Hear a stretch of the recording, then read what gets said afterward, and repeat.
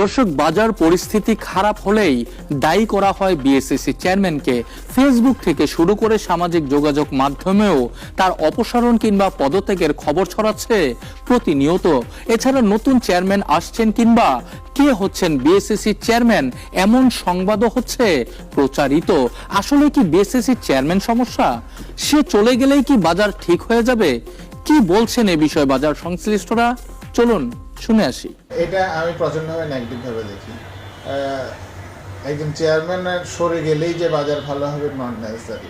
ওনার অনেক ডিসিশন হয়তো এই মুহূর্তে বাজারের জন্য হয়তো কিছুটা নেগেটিভ ইম্প্যাক্ট ফেলতে পারে।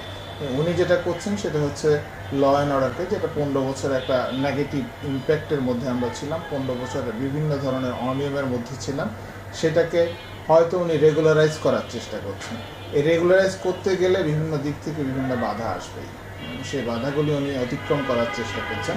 তবে কিছু কিছু কার্যক্রম আমার মনে হয় যে আরেকটু যদি জনবান্ধব হতো, যারা মার্কেটের স্টেক হোল্ডার আছেন তাদের সঙ্গে যদি আরেকটু আলাপ আলোচনা করে করা হতো তাহলে আরও ভালো হতো।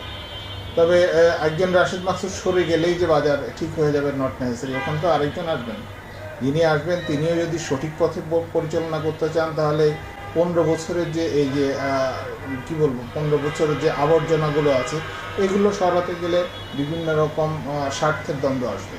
তালিকাভুক্ত কোম্পানির চেয়ে ট্রেক হোল্ডারদের সংখ্যা অনেক বেশি।